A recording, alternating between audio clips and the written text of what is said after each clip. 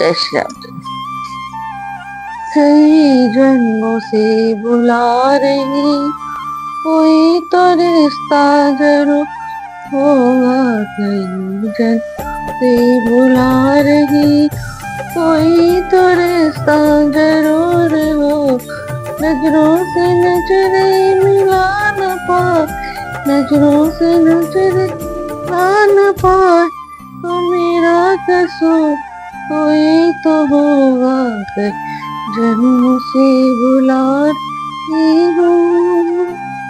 तुम्हें तो मेरे माता पिता, तुम्हें तो मेरे बंधु सखा हो। तुम मेरे माता पिता, तुम्हें तो मेरे बंधु सखा हो। इतने नाते तुम समझो, कोई तो नाता जरूर होगा।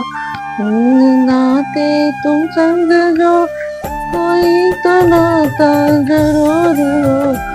कई जन्म से बुला रही हूँ, कोई तो रिश्ता जरूर हो। तुम्हें तो मेरी आत्मा, तुम्हें तो मेरी परमात्मा, तुम्हें तो मेरी आत्मा, तुम्हें तो मेरी परमात्मा। मुझ में रहकर मुझसे ही पर्दा, मुझ में ही रहे मुझसे ही पर्दा, पर्दा हटाना जरूर होगा। कई जन से बुला रही, कोई तो रिश्ता जरूर हो। कभी बुलाते हो वृंदावन में, कभी बुलाते हो मधुबन में, कभी बुलाते हो वृंदावन में, कभी बुलाते हो मधुबन। अपने घर में रोज बुला, मेरे घर में आना हो। अपने घर में रोज ते मेरे घर में आना होगा। कई जन्म से बुला रहे हो, कोई तो रिश्ता जरूर हो। आंखों में बस गई तस्वीर तेरी, आंखों में बस तस्वीर तेरी, दिन बन गया जागीर तेरी। में बस गई तस्वीर तेरी, दिल बन गया जागीर तेरी। मेरी विनती है तुमसे प्रभु की, ओ मेरी है प्रभु तुमसे आगे दर्शन दिखाना हो। मेरी है विनती तुम्हारे दर्शन तो तुमको दिखाना हो। तुम्हारे मन कई जन्म से पुकार रही, कोई तो रिश्ता जरूर हो। नजरों से नजरें मिलाना, ये मेरा कसूर कोई हो। जय श्री राम, जय श्री राम। अब रामचरितमानस 152 दोह से आगे। सुन मुनि कथा पुनीत पुरानी, जो गिरधा प्रति संभ बखानी। विश्व विदित एक कह देसु, सत्य कीर्ति तह बसई नरेशु।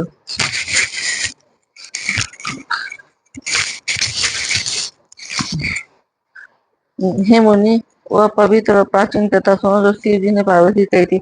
संसार में प्रसिद्ध एक कैके देश है, वहां सत्य केतु नामक राजा रहता था। धर्म धुरंधर नीति निधाना, तेज प्रतापशील बलवाना। तेई के भय जुगल सुत वीरा, सब गुण धाम महारंगीरा। वह धर्म की धुरी को धारण करने वाला, नीति की खान, तेजस्वी प्रतापी सुशील और बलवान था। उसके दो वीर पुत्र हुए, जो सब गुणों के भंडार और बड़े ही रणधीर थे। राजधानी जो सेठ राजधानी जो से जेठ सुत आही, नाम प्रताप भानु साही। अपर सुते अरिद मर्दन नामा, भुजबल अतुल अचल संग्रामा। राज का उत्तराधारी जो बड़ा लड़का था, उसका नाम प्रताप भानु था। उसके पुत्र का नाम अरिमर्दन था। उसके दूसरे पुत्र का नाम अरिमर्दन था, जिसकी भुजाओं में अपार बल था, जो युद्ध में अटल रहता था। भाई भाई परम समिति सकल दोष चल वर्जित प्रीति जेठे ते राजन विपरीता हरिहित आप गवन वन कीना। भाई भाई में बड़ा मेल और सब प्रकार के दोषों और छलों से रहित प्रीति थी। राजा ने जेठ पुत्र को राज दे दी और आप भगवान के भजन के लिए वन को चल दिए। जब प्रताप पर भी भयो निप फेरी निप जब प्रताप पर भी भयो निप फेरी तो साई दे प्रजापाल अति वेर विधि कतहु नहीं लग लेस। जब प्रताप भानु राजा हुआ, देश में उसकी दुहाई फिर गई। वह वेद में बताई हुई विधि के अनुसार उत्तम रीति से राजपालन करने लगा। उसके राज में पाप का कहीं लेश भी नहीं रहा।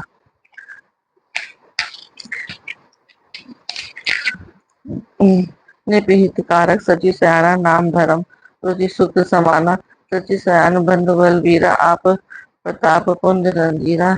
राजा का हित करने वाला शुक्राचार्य के समान बुद्धिमान धर्म रुचि नाम उसका मंत्री था। इस प्रकार बुद्धिमान मंत्री और बलवान तथा वीर भाई के साथ ही स्वयं राजा भी बड़ा प्रतापी और रणधीर था। सेन सच पर अमित सुबट सब समर जुझारा सेन बिलोकी राव हरसाना और बाजे गह गह निशाना। साथ में अपार चतुरंगिणी सेना थी जिसमें असंख्य योद्धा थे जो सबके सब रण में जुटा जूझ मारने वाले थे। अपनी सेना को देखकर राजा बहुत प्रसन्न हुआ और घमाघम नगाड़े बजने लगे। विजय हेतु कटकटई बनाई सुदिन सारे ने चले बजाए जहाँ तक परी अनेक लड़ाई जीते सकल भूप बजाए। दिग्विजय के लिए सेना सजाकर राजा शुभ दिन सात का और डंका बजा के चला। जहाँ तहाँ बहुत सी लड़ाई में सब राजाओं को बलपूर्वक जीत लिया। सप्तद्वीप भुजबल बस कीने लह लह दंड छाड़े ने दीने सकल अवनी मंडल ते काला एक प्रताप भानुमय पाला। अपनी भुजाओं के बल से उसने सातों द्वीपों को वश में कर लिया और राजाओं से दंड ले लेकर उन्हें छोड़ दिया। संपूर्ण पृथ्वी मंडल का उस समय भानु प्रताप की एकमात्र चक्रवर्ती राजा था भानु प्रताप। स्वबस विश्व करी बाहुबल निज प्रभु निजपुर कीन प्रवेश अर्थ धर्म काम आदि सुख सेवी समय नरेश। संसार भर को अपने भुजाओं के बल से वश में करके राजा ने अपने नगर में प्रवेश किया। राजा अर्थ धर्म और काम आदि के सुखों को सेमना से ग्रहण करता था। भू प्रताप भानुबल पाई कामधेनु में कामधेनु है भूमि सुहाई सब दुख वर्जित प्रजा सुखारी धर्मशील सुंदर नर। राजा भानु प्रताप बल पारक भूमि सुंदर कामधेनु मनसाई वसुदेव हो गई धेनु हो गई। प्रजा सब प्रकार के दुखों से सुखी थे और सभी शिव सुंदर और धर्मात्मा थे। सच्चे धर्म रुचि हरि पर प्रीति निपीड़ित हेतु सिखो नीति गुरु सुर संत पितर मह देवा करे सदा ने सबकी सेवा। धर्म रुचि मंत्री का हरि श्री हरि के चरणों में प्रेम था और राजा की हित के लिए सदा उसको नीति सिखाया करता था। राजा गुरु देवता संत पिता और ब्राह्मण सबकी सदा सेवा करता रहता था।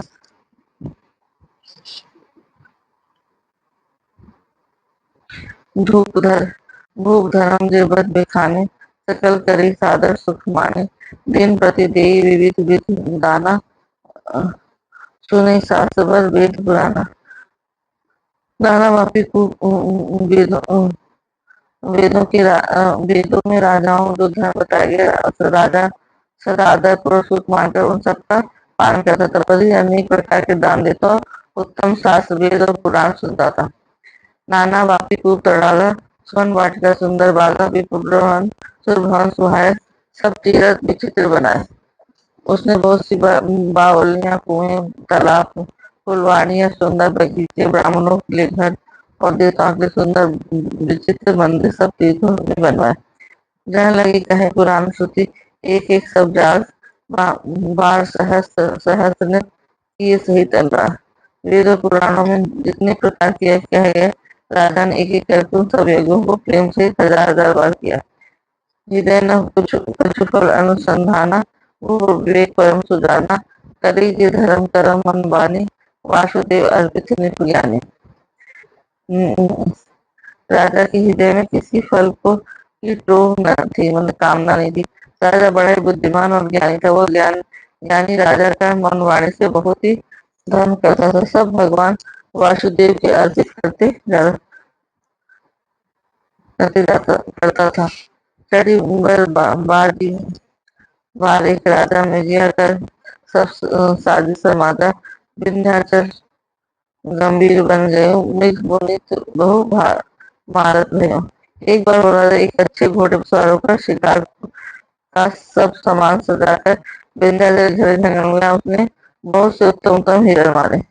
फिर तो विपिन ने तो देख बराहो, जहु बन दूर दूरे ससिह ग्रसिराहो, बड़ विदु नहीं समात मुख माही, मनो क्रोध बस उगलित नाही। राजा ने वन में फिरते हुए एक सुअर को देखा। दांतों के काम और ऐसा दिख पड़ा जैसे चंद्रमा को ग्रस्त है।